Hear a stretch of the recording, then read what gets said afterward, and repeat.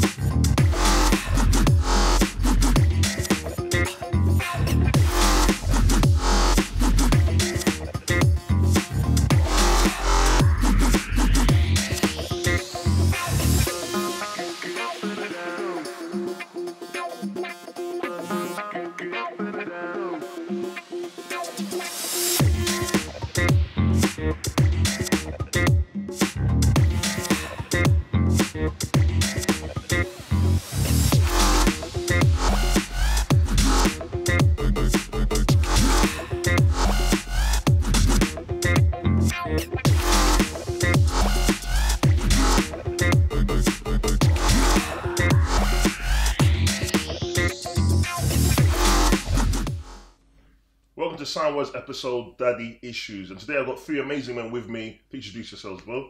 Right, I'm Omar. I work as a business analyst and I'm a youth leader in my spare time. Hi, my name's TJ. I'm an accountant, and I also work with the youth and the young adults in my church. Hi, my name is Samuel Ade. I'm an entrepreneur and a youth leader as well.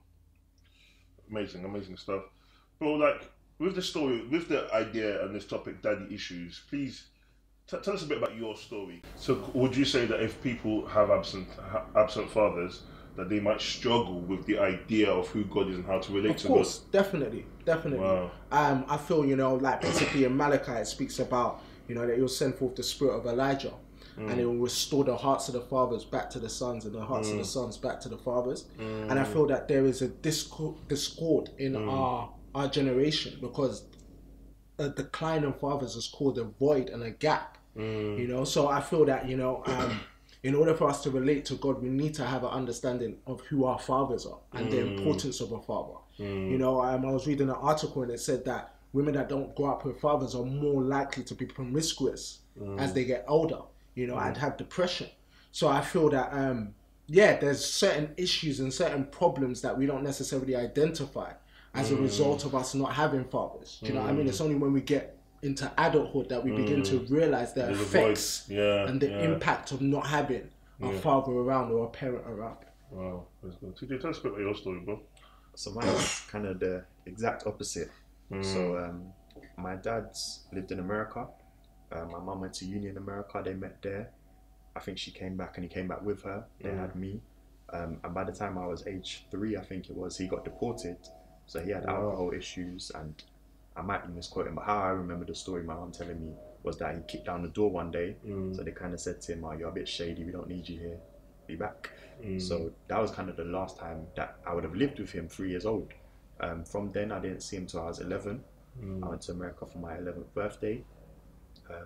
And then after that, we kept in contact roughly. We used to talk on MSN, you know, back in the day. But obviously, there's a massive time difference. I was a school kid, so we didn't speak often.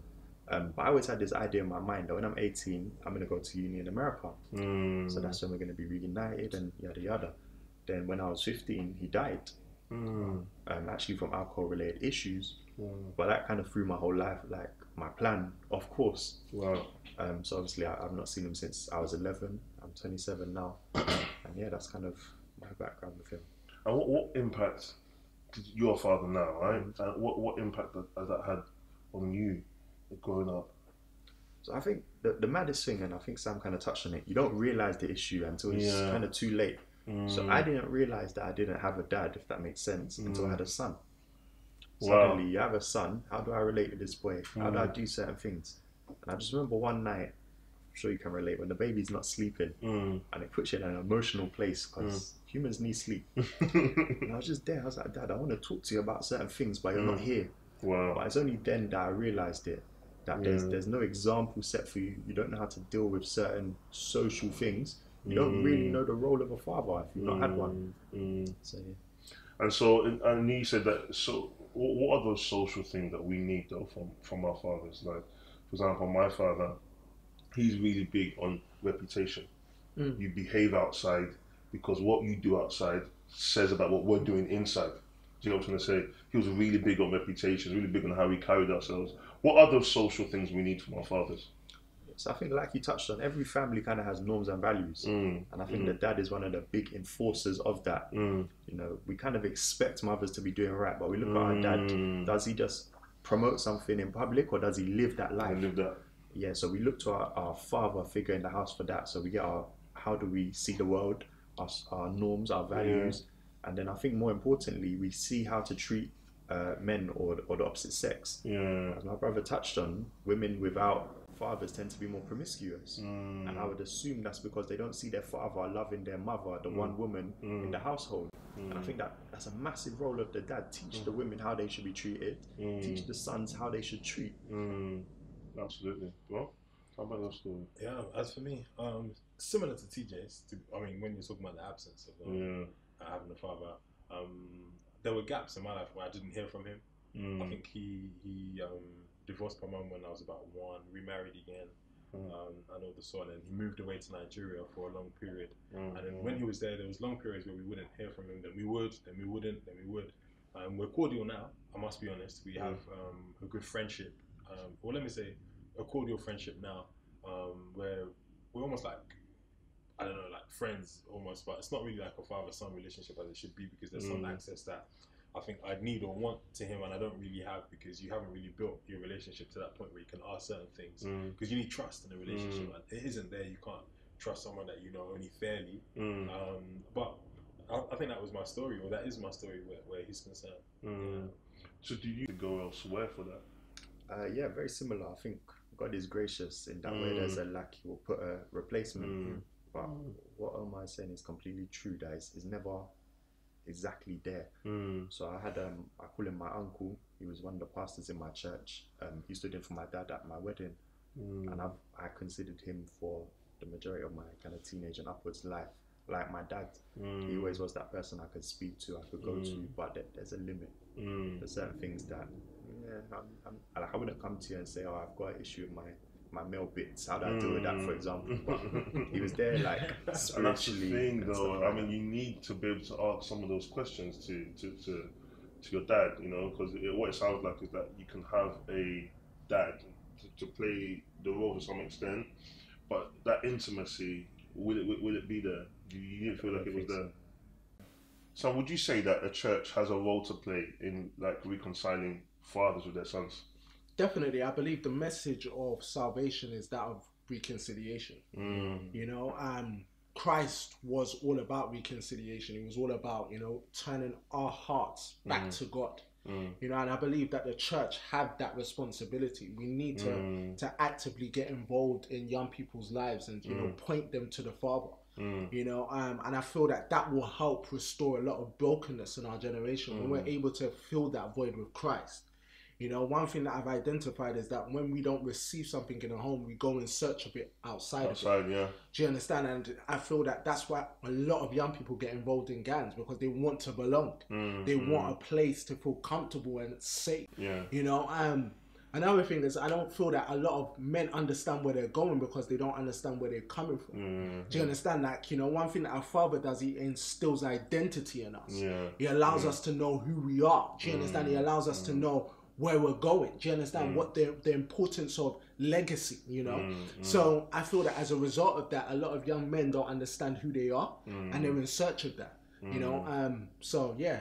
And so you think that there's, and when you don't know who you are, there's that distance that starts becoming created, and people start being. So we were talking earlier a little bit about some of the basic things that I know that you made a reference to, like your private parts and so on and so forth. Could you talk to your dad about sex? Yeah, I do. I feel that we got a free enough relationship to where is it awkward or is it? No, it's not necessary. As I've matured, it's not that awkward anymore. There's nothing that I can actually go to my father. No, there's nothing I can't go to my father about. Good. You know, he's been someone that I've always been able to speak freely, and he's encouraged that even from a young age. You know, to let him know what's going on. Yeah, and I think that's important, but it's from relationship. You know, I think in African culture that's quite rare. Because there's not really that openness to speak about certain issues, but I feel that my dad kind of went against the grain in that regard. So, yeah. I think in general in the African home, men don't talk to their dads about if dad is there, men don't talk to their dads about sex and sort of stuff. And I know you said that your dad got more of a friendship now, as opposed to like the father-son relationship possibly. So can you talk to him about sex? Yeah, I could. To be fair, I struggle to imagine how useful the conversation is. only because you know, I'm a believer as such, and you know, he has an acknowledgement of God, but he doesn't have a relationship as such. So you know, you struggle where, you know, his ideas will come from, or how convicted he will be by the Holy Spirit. Because, you know, obviously once you believe, you have access to the Holy Spirit, and the Holy Spirit then becomes, you know, what is the deciding factor for you, or what decides your decisions, how you relate to people. And when you don't have that, then, you know, you're down to your own laurels and yourself in that sense. So, you know, would I want to speak to him about sex? It'd probably be a fun conversation, but not very helpful. I think that's one of the difficulties, isn't it? Really, you think to yourself, this isn't helpful. It's come from dad, and like, do you feel like, how was that? Do you have to make a? My dad's he's a believer. Not everything I believe in, I agree with that he believes in. But I've got a sort of stage where I can kind of take what I know I want to take from him, basically. So I want to take that because that's quite helpful. I'm not going to take that because that's from the culture. You know how to filter. You know how to filter. And what? How do we deal with that? How do you do that when your father isn't a believer? Your father is someone that, or is in belief of something, but necessarily isn't because there's people that love their fathers, they love their dads. They've got good dads at home who provide, who do all the amazing things. So you can talk about it, and you can say, "Boy, let's have a conversation about the birds and the bees." You can have those conversations, but really and truly, how is faith moved on from generation to generation? That's an interesting one, because, like, similar to Omar, I would say that my dad acknowledges God, but whether he has a vibrant relationship with Jesus, no, he doesn't.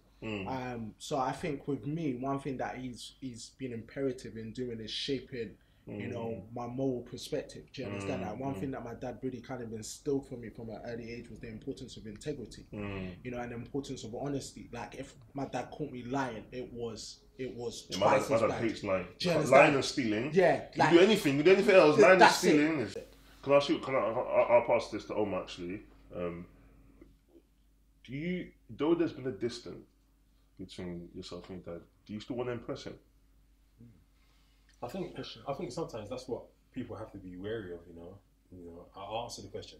I think you have to be wary. You have to be wary of compensation, and I think that everyone compensates at some point. Yeah, sometimes if you're not careful, I'll probably want to do everything to outdo him and to show him that I didn't need you. You know, in that sense. And that's both a good and a bad thing, to be honest with you. I think it's more bad than good, to be fair, because then that means that if I'm not careful, my children could inherit some of my traits that were dealt from an insecurity somewhere that they don't know about.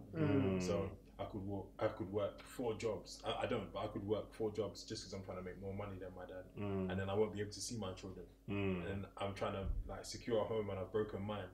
You know, in that sense. And I think, do I try to impress him? Sometimes I do try to do things, you know, in the sense of thinking I know that he didn't do this at this age, and you know, but those are things that in time that I probably need to let go of, to be fair, and just know that if there was a point that I didn't have my dad in my life, then it wasn't a disadvantage.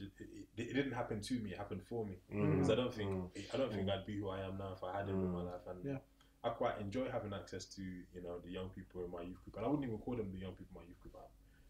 Their family as such, and I think without that, I wouldn't be able to relate to my bros here as such. If I had him, I think I'd be essentially different. I don't know who I'd be, but I'm appreciative of who I am now. So, you know, that compensation, everyone's got to deal with that, and I think everybody compensates, and they need to let go of that. So going off that, it's funny because I was listening to a sermon about that in terms of pain and how we deal with trauma as believers.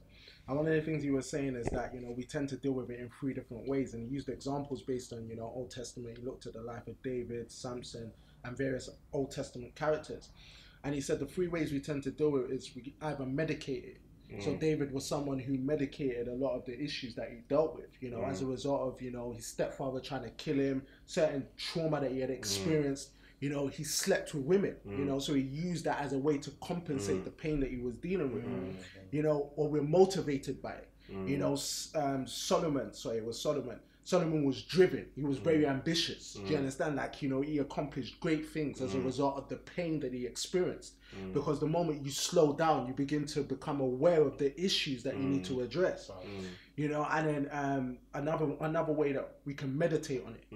You know, Absalom was someone who meditated on the pain as a result of his brother sleeping with his sister. Deadly, Do you understand? So it was like, you know, and we can identify people in our lives that tend to have issues because they haven't addressed pain. You know, and I was someone that I started to look at what are the things that drive me. And motivation for me sometimes is a result of my pain. You know, so I'm someone that could very much identify with that. But what someone says to you, so what someone says to you, but what's your pain? Because Dad was always there. Yeah, that's interesting. Somebody will say, that's interesting. You don't have the same pain as Omar and TJ. But then I would say that I do, because although I had a great relationship with my dad, I never necessarily had a great relationship with my mother. Do you understand? So, you know, how I viewed women as a result of the issues that I had with my mother very kind of changed. You know, I didn't have a healthy perspective of women because I didn't have a right relationship with my mother. Do you understand? And there was a lot of brokenness that I still needed to address.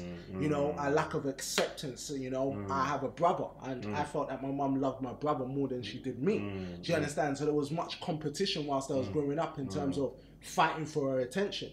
So I feel that, you know, we tend to compensate as people for issues and pain that we go through, regardless. Do you understand? But it's about us identifying what the root cause of that is and allowing Christ to address that. TJ, do you feel this? Do you feel like, obviously that's not here, but do you still feel that is there a drive for you to try and impress, or if not impress him per se, but impress the people around you, impress society? Is there something burning in you because of that absence? Is it underpinning something you're doing? I wouldn't say kind of a drive and a pain because of the absence, but I always say that people either copy their parents or they try to do the exact opposite. And I think his absence had made me very adamant that I must be there for my kids. So yeah, I'd say even a lot of my identity, I had a child when I was 19, which not with my wife, so this was when I was young and doing the madness, but I really wanted her to keep the child. And I think if I look back to why was I so adamant, I think the reason is because I didn't have my dad, and I was longing for that. Let me have a relationship where I can be the dad now and I can do it properly. And I think that's what led me down that path. You know, obviously I have a son with my wife now, and it's like he's the greatest thing in the world to me. And I think it is because I didn't have that. So that's like, that I've got to be the opposite. I need to be there, me and him. And so, what does that look like? Like, what do you do to make sure? Do you feel like you might do what Omar said he's doing in terms of trying to overcome? They buying loads of sweets, or you buying loads of chocolate, eat chocolate. There's no sweets in my house. What do you feel that you're also compensating? No, not with sweets, definitely not. But I think with me it's time. Because the thing that I lacked with my dad was time. And ultimately, like I said, we spoke on MSN. He would send me birthday presents. We would write each other letters back in the age where we wrote letters. But the thing that we lacked was face-to-face time. And so I've just gone through my training contract in my job. And that's the time where you're meant to do hours. People in my firm, they'll stay there 8, 9 o'clock. Wow. They'll be there on the weekend. Me, I don't know what it looks like on the weekend. I'm not going there. 5:15 is my required time to leave. I will leave. If I have work to do, let me come home. I'll be with my kids and I'll do it in the evening. I'm not doing this stay at work. I need my time with my kids. So I'll say I try to overcompensate in that way. And then even a lot of my ambitions are built around having my own business. Something that I can work from home. Because everything in my mind seems to kind of stem from that idea that let me put my kids first. And I remember, I have a stepdaughter as well. I remember last year she had sports day and I'd used all my annual leave. She said, "Daddy, can you come sports day?"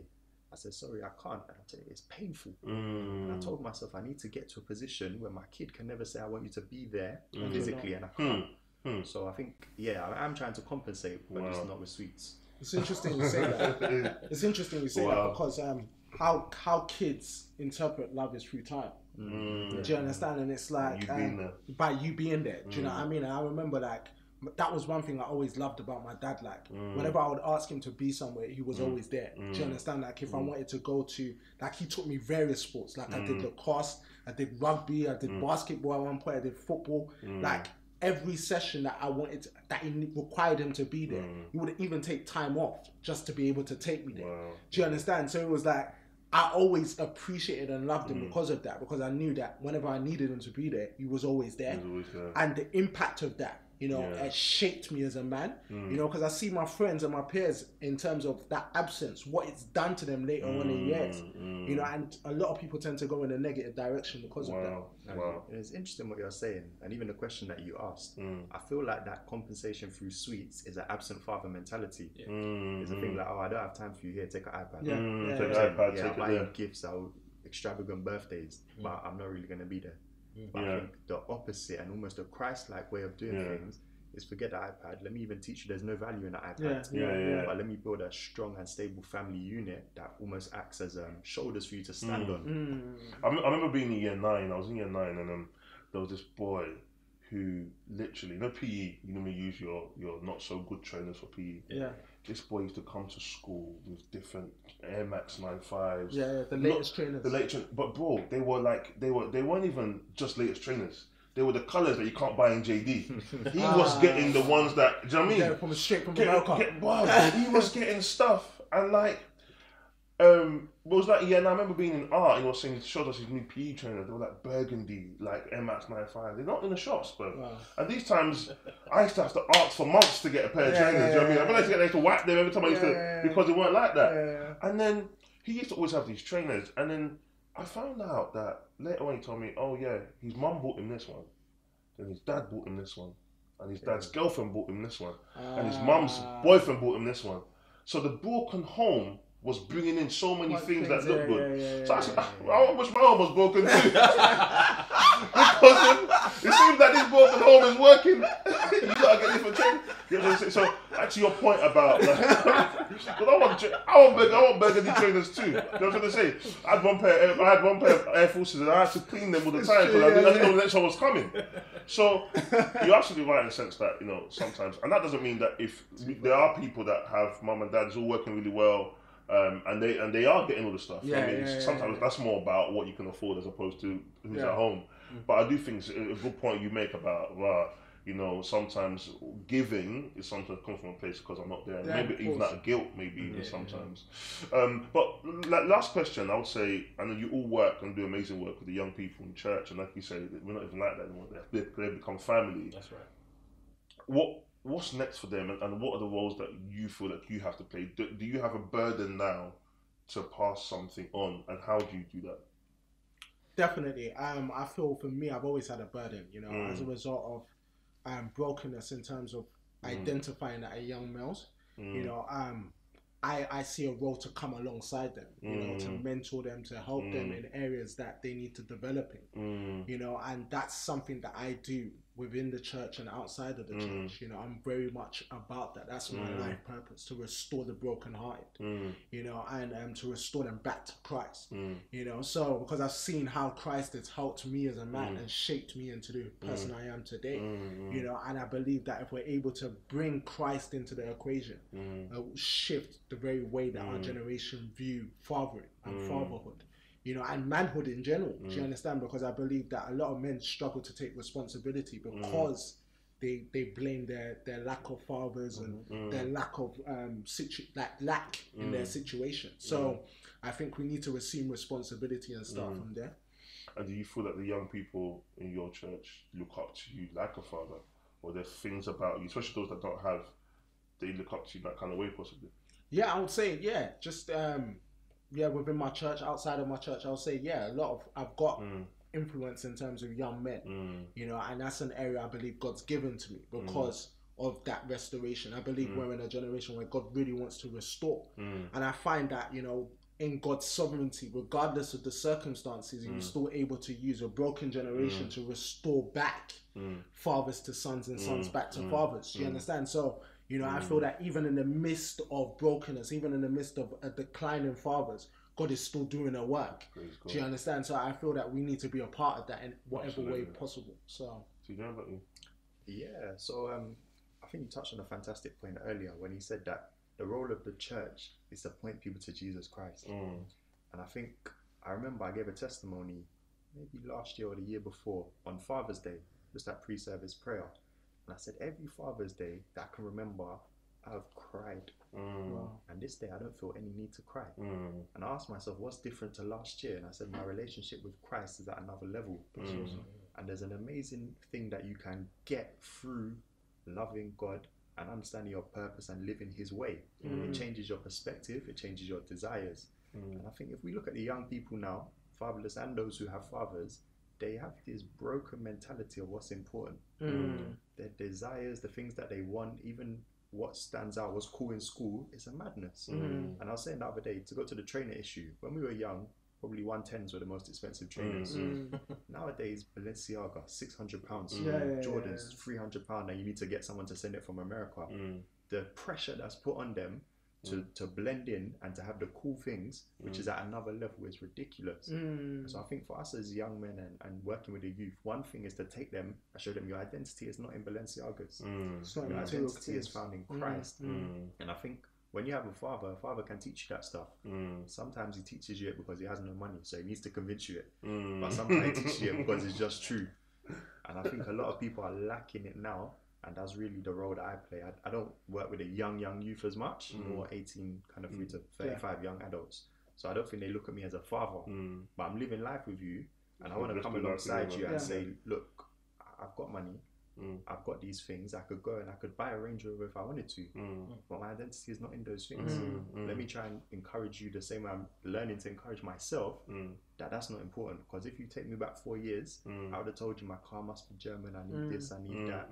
I used to only shop in Ralph and Hollister and Levi's. That was the only brands I wore. Nowadays I don't care, I will shop in Primark. So I think my role as a kind of a male leader is to kind of show you that way I've tried it doesn't work. Come, let's show you the proper way, which is through Christ Jesus. I don't know, I have so many things I'd love to say, to be honest with you. It's such a vast topic, but I think I can't say any better than my bros Sam and TJ, to be honest with you. I think the church has such a responsibility to teach relationship and to teach, just to go off what even things that Jesus did as a father as well. Let's pick a trivial thing. When he'd been preaching for a long time, he said, let's find these people something to eat. Because he understood that they would have been hungry. I think there's a need for the church to explain to our young people and the old people like that, we need each other. The young people need fathers and they need their mothers, but they need their fathers for good examples. There's so many things that we inherited when we were growing up. For instance, when we were growing up, I didn't know anything about what was happening in America, apart from what was on TV.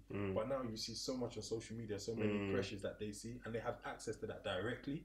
So from our perspective, we know these things are important. We know these things aren't even realistic. We know that you see someone's 15 seconds highlight in comparison to your everyday behind the scenes, and you feel bad about that. And I think as a dad or as someone who plays the fatherly role, you have a responsibility to teach that to your young people. And I think without that, there's a whole void of information they don't know. I think the church has a big responsibility. And for me, the question was, do I feel like a father to some of my? Yeah, sometimes I do. I won't even lie, and there's a fear about that as well, because there's so much that I don't know. Yeah. And there's so many mistakes that you make in front of them as well. But you know, and you think, oh, why did I do that? Or why did I say that? Why did I say that? Yeah. Exactly. But with that, yeah, there is, and I think that the sadness is that you don't spend enough time with them, you know, to tell them, or pick up after yourself, arrive on time, be pleasant, be nice, you know, not even be nice, but this is how you should come across as being, you know, someone of integrity and such like. But the church has so much responsibility. And another thing I'll touch on very, very briefly is, if we ever do have situations where some of our females may, you know, fall pregnant, there's this mentality that sometimes they have that it's their issue alone, and that they carry the baby alone. It's not. It's your baby together. Sometimes I'll hear some of my youth say, "Oh, they're like, he helps." What do you mean he helps? It's his baby. You know, it's not like, oh, I helped myself pick up my hand. It's your child. It's your responsibility to do it. It's not like you deserve a medal for being, oh, you're present. You know, just because you're not carrying the baby, like you're meant to do it. Of course, it's a requirement. Exactly. In our society, there's this feel that, like, men aren't a part of that situation, and that, like, oh yeah, it's my baby mom. You have a responsibility to be there. Okay, if you don't live together, you still have a responsibility to be present. And I think sometimes there's that mentality that, oh, you can get out in and out of it. But I think culturally there is a lot of pressure and misconceptions of what manhood is, and I think sometimes if care's not taken, you know, young people tend to kind of gravitate towards that. They gravitate towards what culture is saying they should be as men.